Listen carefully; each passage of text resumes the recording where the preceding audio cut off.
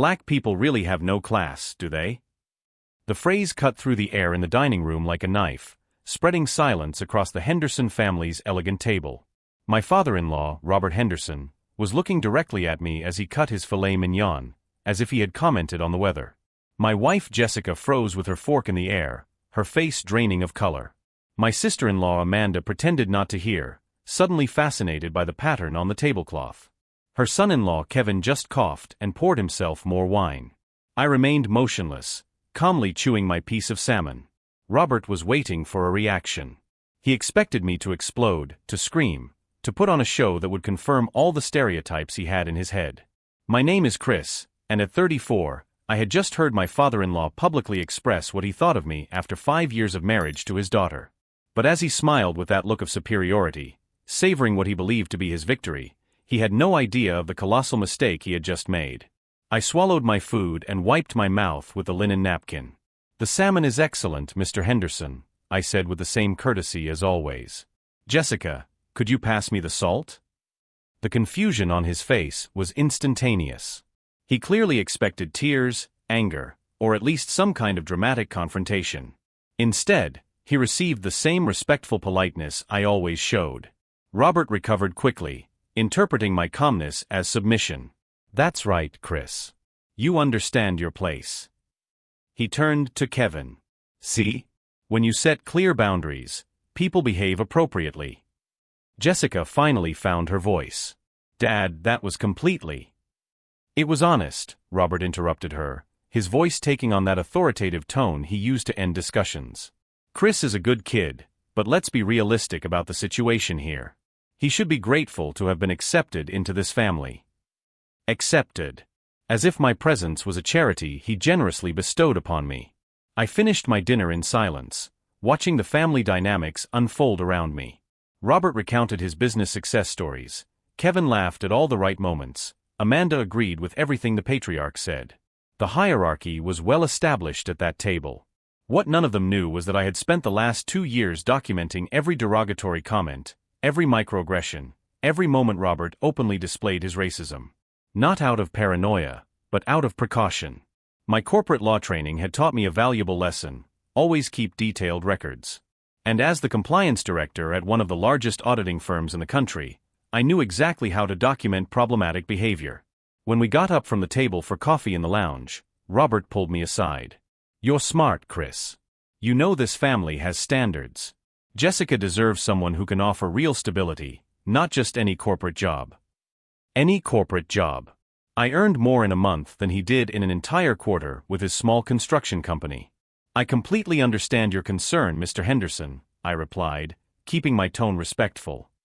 "Family always comes first." He patted my shoulder condescendingly. "Exactly. Knowing that, you'll understand when I say that maybe it's time for Jessica to find someone more suitable for our family." Suitable. Code for white. As he spoke, I did some quick mental calculations. Robert Henderson Construction had municipal contracts worth approximately $2.3 million per year. Contracts that depended on strict environmental certifications. Certifications that went through the department where I had considerable influence. Of course, Mr. Henderson. "Family first," I repeated, already knowing exactly how this story would end. If you're enjoying this journey of self-control and strategy, don't forget to subscribe to the channel to see how small gestures can create huge waves. When I left the Hendersons' house that night, Jessica was in tears in the passenger seat. She apologized repeatedly for her father's behavior, promising she would talk to him. But I wasn't thinking about conversations or reconciliations. I was thinking about something much more definitive. Robert Henderson had just given me all the tools I needed for his own destruction. And the most ironic thing? He would never suspect that the classless black man would be the architect of the greatest lesson in humility of his life. 3 days after dinner, I received a corporate email that made me stop in the middle of the firm's hallway. "Dear Mr. Williams, we would like to schedule a meeting to discuss irregularities found in Henderson Construction's municipal contracts." The irony was delicious. My secretary had sent a routine copy of all contracts that came across my desk for compliance review. Robert Henderson didn't even know that his future depended on approvals that passed directly through my hands. But first, I needed to understand exactly who I was dealing with. Robert Henderson was the kind of man who built his identity on a foundation of unearned superiority. At 58, he ran a mid-sized construction company that survived mainly on small municipal contracts, sidewalk repairs, public building renovations, nothing glamorous. What he lacked in real success, he made up for in racial arrogance. During the 5 years I knew Robert, I mentally documented every derogatory comment. Not out of paranoia, but because my experience as a corporate lawyer had taught me that racists always give themselves away. They can't resist the temptation to demonstrate their supposed superiority. The first clues came subtly. Comments about how articulate I was for someone from my background. Questions about whether I had really studied law at Harvard or if it was some special program. Remarks about how Jessica had taken a risk by marrying me. When questioned about these comments, Robert always had a ready excuse. "Oh, Chris, you know it's nothing personal. It's just the reality of business." The reality of business. As if racism were a legitimate business strategy. The pattern intensified after Jessica and I moved to Westchester, a predominantly white neighborhood where our presence clearly bothered Robert. He began making jokes about property values declining when certain people moved into the neighborhood. Jessica always reacted with tears and arguments. I responded with silent documentation. Each racist comment was recorded in a private digital file, complete with date, time, witnesses present, and exact context. Each microaggression catalogued with legal precision. Not because I planned to sue, that would be too simple. Because I knew that men like Robert eventually hang themselves with their own tongues. The Henderson family dynamic was a case study in generational toxicity. Robert dominated every conversation, every decision, every moment of attention. Jessica had grown up learning that contradicting her father meant weeks of silent treatment and passive-aggressive sabotage. Amanda, her sister-in-law, had married Kevin specifically because he never questioned paternal authority. Kevin worked at Robert's company, earning a mediocre salary in exchange for constant validation of his father-in-law's ego.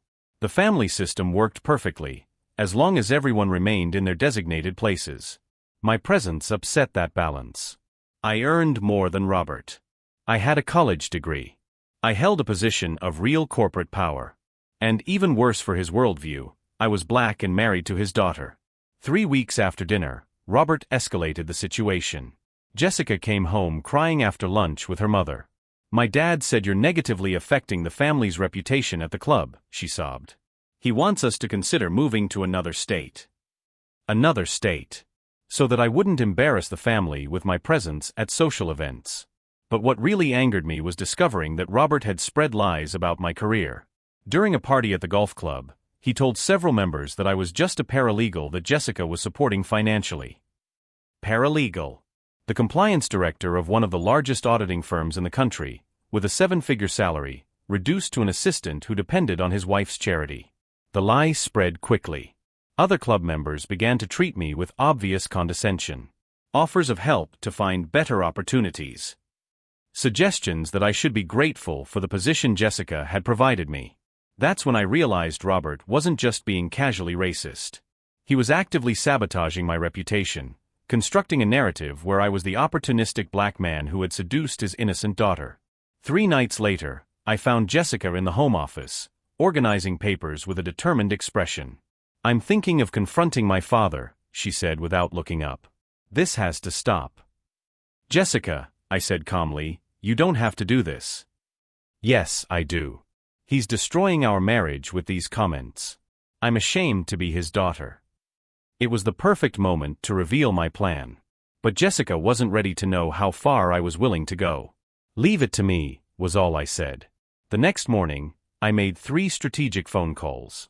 The first was to Marcus Rodriguez, the city inspector responsible for environmental certifications. Marcus and I had studied together at Harvard and maintained a solid friendship based on mutual respect and shared experiences as men of color in predominantly white corporate environments. "Marcus, I need you to review some contracts for Henderson Construction. I want a full environmental compliance audit." "Any specific issues, Chris?" "Nothing that a thorough investigation can't resolve." The second call was to Patricia Kim, an investigative journalist at the Tribune who specialized in questionable municipal contracts. Patricia had exposed several corruption schemes involving family-owned companies that received contracts without proper bidding. "Patricia, I have information about irregularities in municipal contracts. Family-owned company with questionable political connections. Send the documents. If there's substance, we'll investigate. The third call was to Daniel Foster, president of the city's African American Business Association. Daniel headed a powerful network of black professionals, who collectively had considerable influence on municipal decisions and public contracts. Daniel, do you know Henderson Construction? I need information about their reputation in the community. Robert Henderson? That avowed racist?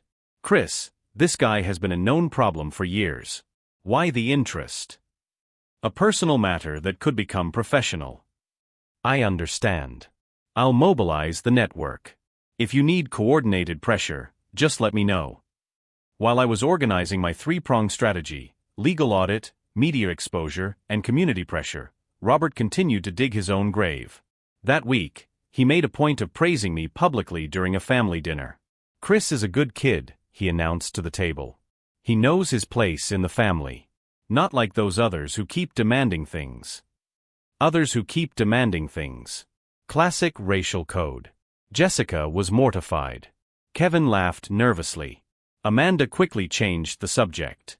I just smiled and thanked him for the compliment, knowing that every word was being discreetly recorded by the Notes app on my phone. 2 weeks later, Marcus called with interesting information. Chris, you were right about Henderson Construction. We found 3 serious violations of environmental regulations. Improper disposal of materials, falsified documentation on asbestos removal, and best of all, they're using workers without proper documentation while declaring full compliance. Patricia confirmed shortly thereafter, Henderson's contracts have obvious irregularities. Overpricing 35% above the market average, technical specifications that don't make sense, and most interestingly, all contracts were approved by the same group of council members who received significant donations from Robert. Daniel completed the encirclement. The African American business community is united. If you want coordinated economic pressure, we have influence over 60% of the city's municipal contracts. No one needs to do business with avowed racists. Robert Henderson had built his little kingdom on a foundation of arrogance, petty corruption, and casual racism. What he didn't realize was that he was operating in a city where men like me held strategic positions in every institution that mattered. While he saw me as a sneaky black man who had tricked his daughter, I saw him as a problem that was about to be solved with surgical precision. The real irony? Robert always said I had no class. He was about to find out exactly what kind of class I had. The escalation began the following Monday. Jessica came home with red eyes and trembling hands. My father called my boss, she said, dropping her purse on the entryway floor. He said you're psychologically manipulating me and that I should consider therapy for emotional dependency in toxic relationships. Psychological manipulation. Robert had crossed the line from casual racism to active professional sabotage. What did your boss say? I asked, keeping my voice calm while internally cataloging yet another piece of evidence for my growing file. He was polite, but I could tell he was looking at me differently for the rest of the day. Like I was some victim who needed to be saved. Jessica collapsed onto the couch. Chris, this is destroying my career. He's spreading rumors that I'm an unconscious white woman being exploited by a manipulative black man. The classic narrative. The innocent white woman seduced by the calculating black predator. Robert wasn't just trying to destroy me, he was systematically dismantling his own daughter's professional credibility to justify his racist beliefs.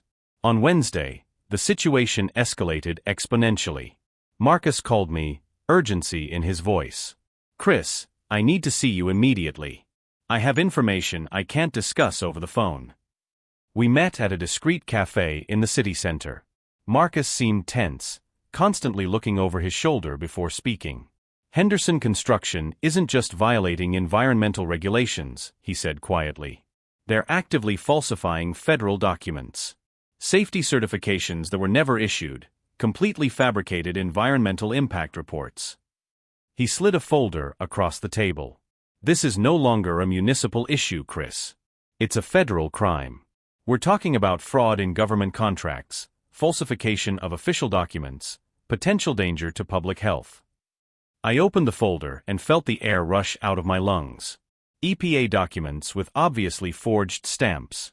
Soil reports signed by engineers who didn't exist. Asbestos removal certifications for buildings where asbestos clearly had never been removed. Marcus, this is enough to shut him down permanently. And more, he continued. I found out he has a network. Other small contractors operating under the same scheme. They share the forged documents, split the costs of bribing specific city officials. An organized criminal operation disguised as legitimate family businesses. How long have you known about this? Marcus sighed. I've suspected it for months. But Chris, you have to understand, exposing this will bring down 5 companies, 24 jobs, and potentially implicate city employees who may be accepting payments. And you're telling me because after what Jessica told me about his behavior toward you, I realized I'm dealing with someone who not only breaks federal laws but uses racism to justify any action. Men like that are dangerous to the entire community. That night, Patricia called with her own bombshell. Chris, I got access to Henderson's financial records through confidential sources in the municipality. What I found will interest you. She sent documents via encrypted email. Robert wasn't just overcharging for contracts. He was laundering money through a complex network of shell companies. Look at the pattern, Patricia explained. Henderson Construction wins the contract. It subcontracts 80% of the work to Morrison Development LLC, a Delaware-registered company with no actual employees. Morrison Development outsources to Excellence Building Solutions, registered in Florida, also with no employees. The money circulates through 3 states before returning to Robert's personal accounts.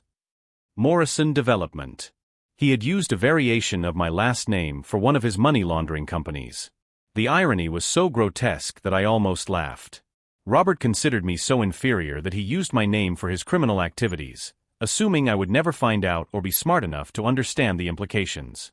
Patricia, this is large-scale federal tax evasion. At least $2.3 million in undeclared income over the last 4 years. Federal taxes evaded in the range of $800,000. That same day, Daniel Foster contacted me with information from the African American business community. Chris, the situation is worse than we imagined.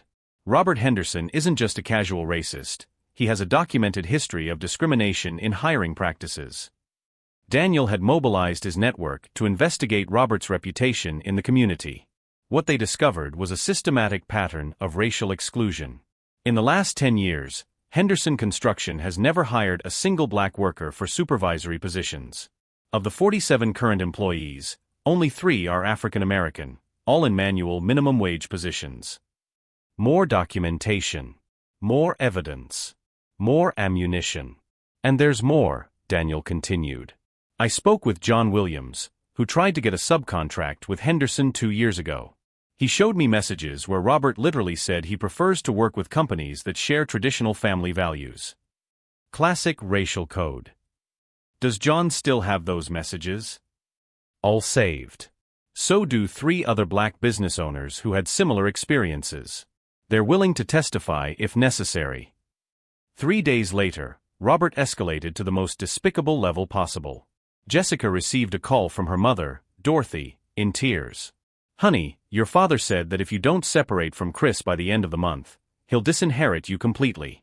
What's more, he'll make sure that no one in our social circle accepts you at future events.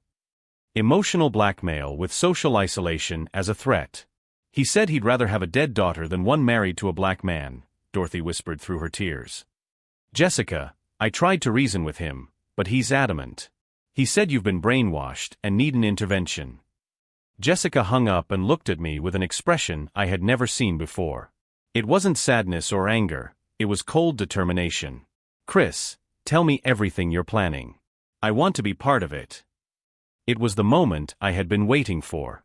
The moment Jessica definitively chose our future over her father's approval. Jess, are you sure? Because what I'm planning will completely destroy your father. Not just embarrass or humiliate him. Destroy him. He chose that when he said he'd rather see me dead than married to you, she replied without hesitation. He stopped being my father the moment he put his racism above his love for his daughter. That night, we organized our strategy at the kitchen table. Jessica brought her own information, 5 years of racist text messages she had saved, documenting every derogatory comment about me. Messages like, "That black guy is using you for social status," and "You're embarrassing our family with this relationship," and "Mixed-race children will suffer. Think about the future." Jessica, why didn't you ever show me these messages before? Because I had hope that he would change. That his love for me would eventually overcome his hatred for you. She was crying now. But he chose hatred. He will always choose hatred. It was at that moment that my decision solidified completely. Robert Henderson had used his position of power to spread lies about my career. He had attempted to sabotage his own daughter's professional reputation. He had emotionally blackmailed an entire family to force the end of my marriage.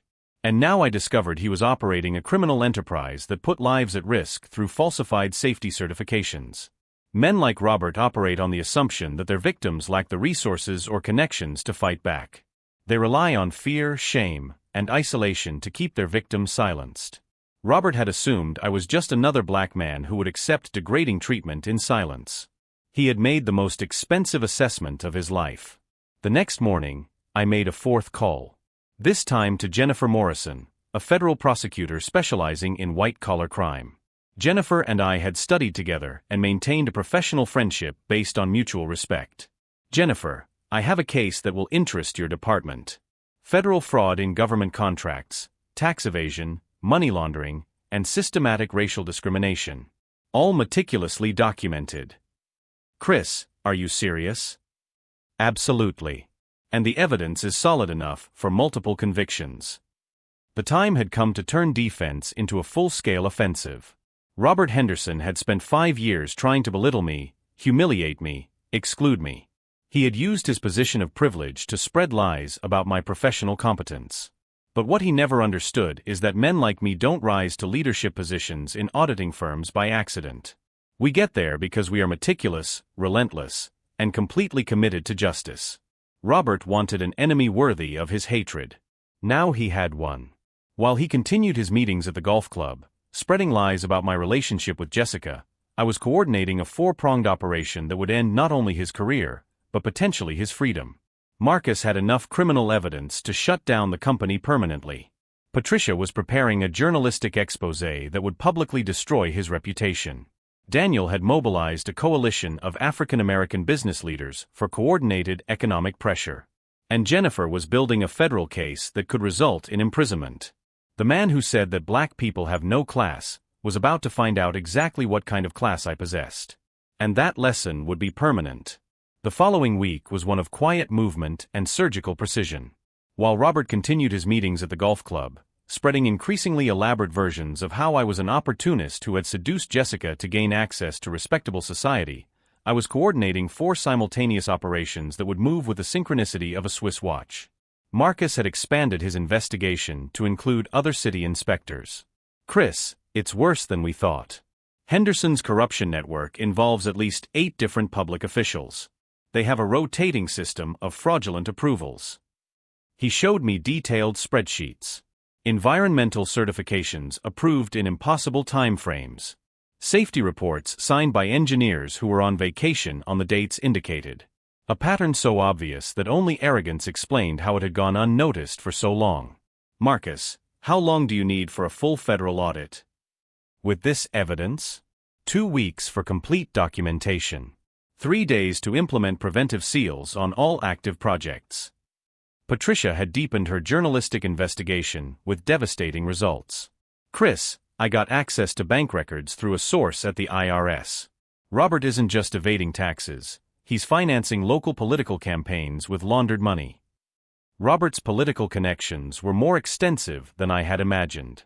3 city councilors had received legal donations that were actually criminal money processed through his shell companies. "Patricia, do you have sources that can independently confirm these transactions?" "I've already confirmed it with 2 separate sources. And there's more. I got recordings of a conversation where Robert literally brags about buying political protection. The man is so arrogant that he documents his own crimes." Daniel had mobilized an impressive coalition. "Chris, we have 47 African American businesspeople ready to coordinate economic pressure. But we discovered something interesting. Robert owes money to several minority-owned businesses that he hired and never paid. The list of unpaid creditors was extensive. Small contractors, suppliers, consultants, all people of color whom Robert had used and discarded when convenient. Some of these debts date back 5 years, Daniel continued. We're talking about $340,000 in services rendered and never paid for. Money stolen from working families. Jennifer Morrison had begun building the federal case with frightening methodicalness. Chris, with the evidence you've provided, I can guarantee at least 7 separate federal charges. Fraud in government contracts, tax evasion, money laundering, corruption of public officials. She paused significantly. And if we can prove systematic discrimination in hiring, we can add civil rights violations as a corporate hate crime. Corporate hate crime. Robert had turned his personal racism into discriminatory corporate policy, making him vulnerable to federal charges that could result in up to 20 years in prison. While coordinating these 4 fronts, I had to maintain my normal life. Go to work, have dinner with Jessica, attend social events as if nothing was happening. The most difficult performance was my mother-in-law Dorothy's birthday dinner on Thursday. Robert arrived with even more confidence than usual. During the appetizer, he pulled me aside again. Chris, I've noticed you've been more respectful lately. Good to see you got the message. The message. As if racism were family upbringing. Mr. Henderson, I've always respected family values, I replied, mentally documenting each word from my growing file. Exactly. And since we're talking man-to-man, he continued, his voice lowering to a conspiratorial tone, maybe it's time for you to consider a gradual departure. Jessica is young, she'll get over it. Find someone more suitable. Suitable. The word he used when he meant white, without sounding obviously racist. During dinner, Robert felt comfortable enough to make open jokes about family standards and maintaining traditions. Jessica was mortified, but I just smiled politely, knowing that every comment was being discreetly recorded by the voice app on my phone. If you've been following this journey of strategic patience, don't forget to subscribe to the channel to see how small gestures of documentation can turn into earthquakes of justice. The next day, Robert made his most devastating mistake. Jessica received a frantic call from her cousin Claire. Jess, your dad called my boss. He said you're in an abusive relationship and need help, but you're too scared to ask for it. Abusive relationship. Robert had escalated from emotional blackmail to systematic professional sabotage, spreading lies about domestic abuse to justify his campaign against our marriage. Claire, what exactly did he say? That Chris psychologically manipulates you, controls your finances, isolates you from your family. He asked my boss to keep an eye on you at work, to look for signs of trauma or fear. Jessica hung up in tears, but this time they weren't tears of sadness. It was pure anger. Chris, he's destroying my professional reputation with lies about domestic abuse. I'm being treated like a victim of domestic violence at my own job. It was the moment I had been waiting for. The moment Robert finally crossed the line back. Jessica, are you ready to see exactly who your father really is? That night, I showed Jessica everything. The files on federal fraud. The evidence of systematic racial discrimination. The records of unpaid debts to minority-owned businesses. The network of municipal corruption. My God, Chris. He's not just racist, he's a criminal. And now he's using false allegations of domestic abuse to justify destroying our marriage. That's criminal defamation, Jessica. It could cost me my career, my reputation, potentially my freedom if anyone believes these lies. Jessica studied the documents for 2 hours in silence. When she finally looked up, I saw a determination I had never seen before. What do you need from me? Access to his personal files. Computer passwords. Meeting schedule. Anything that can confirm his meetings with corrupt municipal officials. You'll have everything. Robert had assumed Jessica would always choose family over justice. That filial love would trump evidence of criminality. That she would keep family secrets even when those secrets included the systematic destruction of her own life. He had completely misjudged his own daughter. The following Saturday, Jessica visited her parents alone, claiming that I was working. She returned with a flash drive containing 5 years of Robert's personal emails, including explicit correspondence about bribes, falsified documents, and strategies for avoiding federal audits. But the most devastating file was a folder labeled Chris Problem. Inside, I found a detailed three-phase plan to remove the black influence from the Henderson family. Phase 1 had been social isolation and psychological pressure. Phase 2 was professional sabotage through allegations of domestic abuse. Phase 3 was even more sinister. Contact immigration authorities to investigate legal status. Question legitimacy of educational credentials. Explore family connections for possible criminal activity. Robert had planned to use federal agencies to persecute me based purely on my race, assuming that any successful black man must have something illegal in his past. The irony was perfect. While he planned to use federal authorities against me, his own criminal activities made him vulnerable to the very investigation he intended to launch. It was Sunday when I made the final decision. Marcus, Patricia, Daniel, and Jennifer received identical messages. Monday, 8 a.m. Coordinated operation complete. We will reveal everything simultaneously. Four fronts of attack would move like a symphony of justice. Federal audit, journalistic exposure, community economic pressure, and criminal charges, all converging at the same moment to ensure that Robert Henderson had no possible escape. On Sunday night, Jessica and I had dinner in silence. We both knew that after the next dawn, our lives would never be the same. "Are you sure about this?" she asked, holding my hand on the table. "Jessica, your father isn't just racist. He uses criminal enterprises to finance political campaigns. He steals money from working families. He falsifies security documents that could cause deaths. And now he's spreading lies about domestic abuse that could destroy my career." She nodded slowly. He stopped being my father when he chose hate over love. On Monday morning at 7:45 a.m., I made the final call to Jennifer Morrison. "Jennifer, it's time. Implement the full federal plan. Chris, you understand that this goes far beyond humiliating your racist father-in-law, right? We're taking down a network of corruption that could put 20 people in prison." "I understand perfectly. And I accept full responsibility for setting this in motion." At exactly 8 a.m., 4 operations began simultaneously in a city that would never see Robert Henderson the same way again. The man who said black people have no class was about to find out what kind of class I really had. And that lesson would be permanent. At 8:01 a.m. on Monday morning, 4 operations began simultaneously.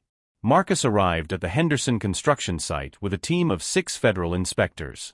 Preventive seals were applied to all equipment before Robert even knew there was an investigation underway. Patricia published her article in the Tribune at 8:15 a.m. Municipal Corruption Network, How a Family Business Defrauded Public Contracts for 4 Years. The headline took up the entire front page, accompanied by photographs of the forged documents. Daniel mobilized his coalition at 8:30 a.m. 47 African-American businessmen simultaneously canceled all pending contracts with suppliers who did business with Henderson. The economic pressure was instantaneous and coordinated. Jennifer launched the federal operation at 9 a.m. Search and seizure warrants were executed at the company, Robert's residence, and the offices of 3 corrupt city councilmen. I was in my office when Robert's phone rang for the first time. Marcus called me at 9:45 a.m. "Chris, you should see his face." He arrived at the construction site and found the entire property sealed off.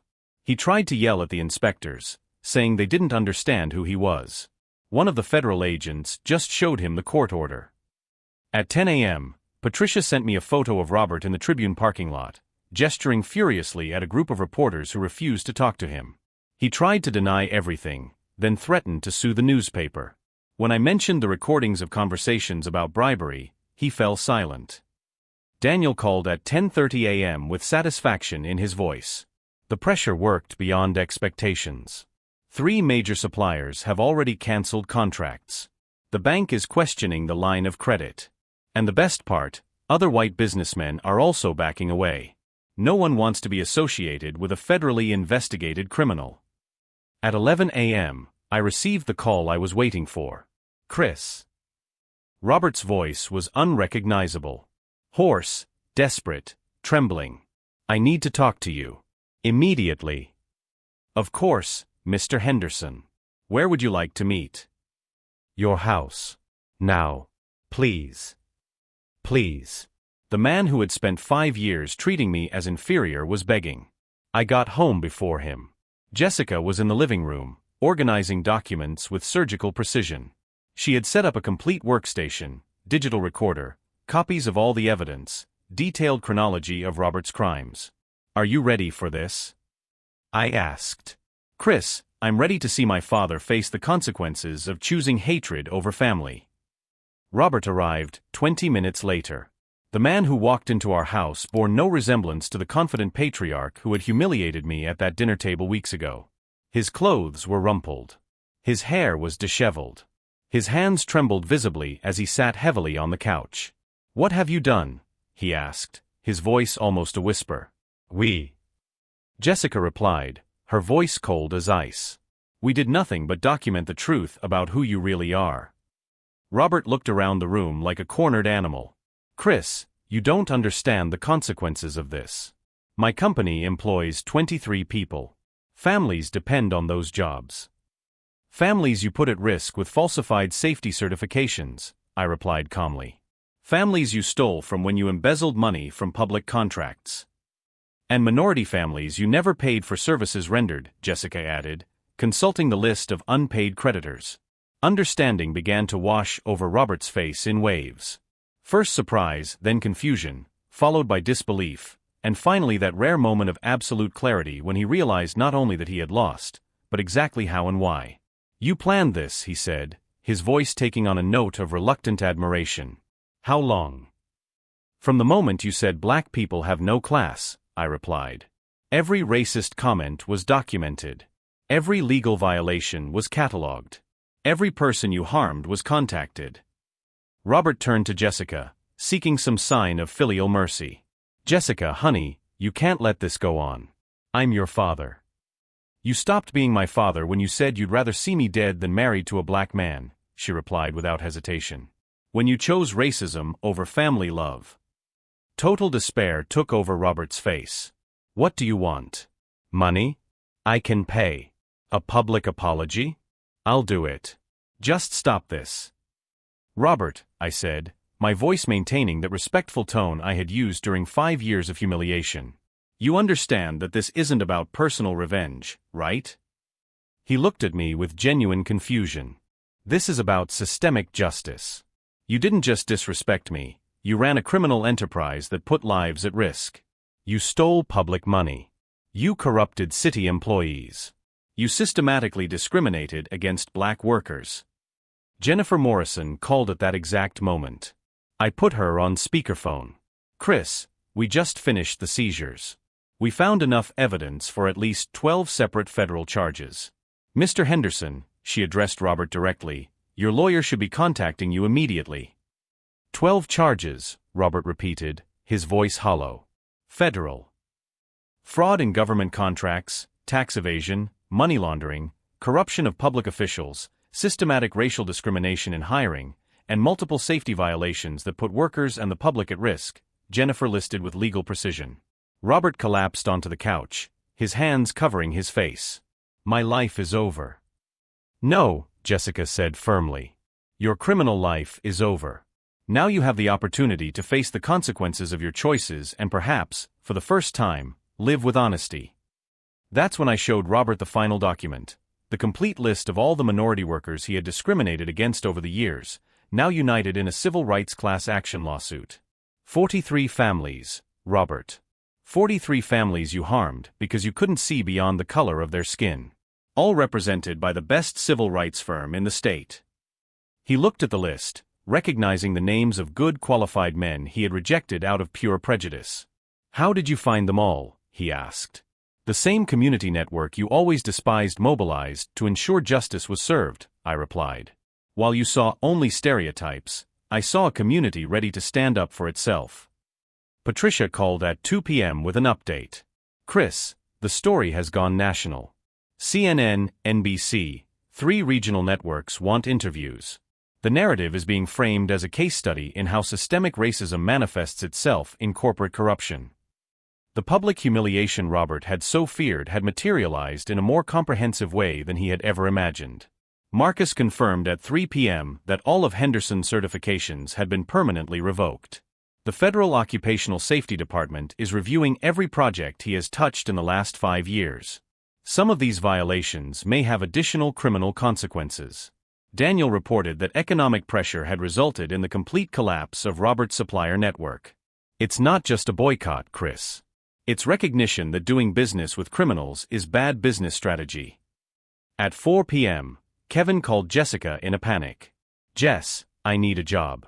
The company is closed. Robert is in jail. Amanda is filing for divorce. Can you help me? The irony was perfect. The brother-in-law who had laughed at his father-in-law's racist comments was now begging for help for the black woman he had treated with condescension. Kevin, Jessica replied calmly, you participated in 5 years of casual racism against my husband. Why should I help you now? The silence on the other end of the line was eloquent. At 5 p.m., Dorothy called, crying. Jessica, your father was arrested in front of the neighbors. The television cameras were filming. The humiliation is total. Mom, Jessica replied, her voice softening for the first time that day, you can come here. There's room in the house. But only if you accept that Chris is my husband and deserves respect. I accept, Dorothy whispered. I accept completely. The Henderson family's first genuine victory, Dorothy choosing love over loyalty to a criminal. That night, Jessica and I ate dinner in silence, processing the magnitude of what had happened in a single day. Chris, she said finally, when this all started, I thought it would be about you proving you deserved respect. Now I realize it was about something much bigger. About what? About how a community defends itself when the legal system finally works the way it should. My phone rang one last time. Jennifer Morrison with the final update of the day. Chris, Robert has accepted a plea deal. 4 years in federal prison, full restitution of stolen funds, permanent dissolution of the company, and a lifetime ban from public contracts. 4 years. Enough time for the city to develop new systems, new leadership, new ways of operating that didn't rely on corruption and discrimination. And there's more, Jennifer continued. He specifically asked to speak with you. He wants to apologize in person. I looked at Jessica, who nodded encouragingly. Schedule it for tomorrow, I replied. But Jennifer, that doesn't change anything. Justice will run its course regardless of belated apologies. Understood. Chris, can I say something? In 20 years of prosecuting white-collar crime, I've never seen such precise coordination between legal investigation and community pressure. You've turned personal injustice into systemic reform. When I hung up, Jessica was smiling for the first time in weeks. You know what's most ironic? She asked. What? He always said you had no class. But the way you handled this, meticulous documentation, perfect legal coordination, organized community pressure, without ever stooping to his level, that's the definition of true class. The next morning, Robert Henderson would find out exactly what kind of man he had tried to destroy.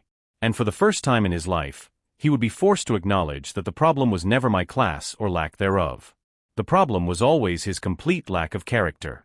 6 months later, I received an unexpected call. Chris, it's Robert. His voice was broken, unrecognizable. I'm calling from federal prison. I wanted to apologize. He cried on the phone for 10 minutes. He talked about how prison had forced him to confront his racism for the first time. How his cellmates, mostly black men, had protected him from other prisoners when they learned his story. They taught me that respect has no color, he whispered. I learned that too late. Today, Robert works at my new civil rights consulting firm. As an administrative assistant, minimum wage, reporting directly to me. The irony is perfect. The man who said black people have no class now works to prove that real change is possible. Jessica smiles every day seeing her father finally learn the meaning of humility and redemption. If this story of transformation and justice has touched you, subscribe to the channel for more stories of people who have turned prejudice into purpose. Sometimes the greatest revenge is to give your opponent the chance to become a better person. And Robert Henderson finally understood that class has no color, it has character.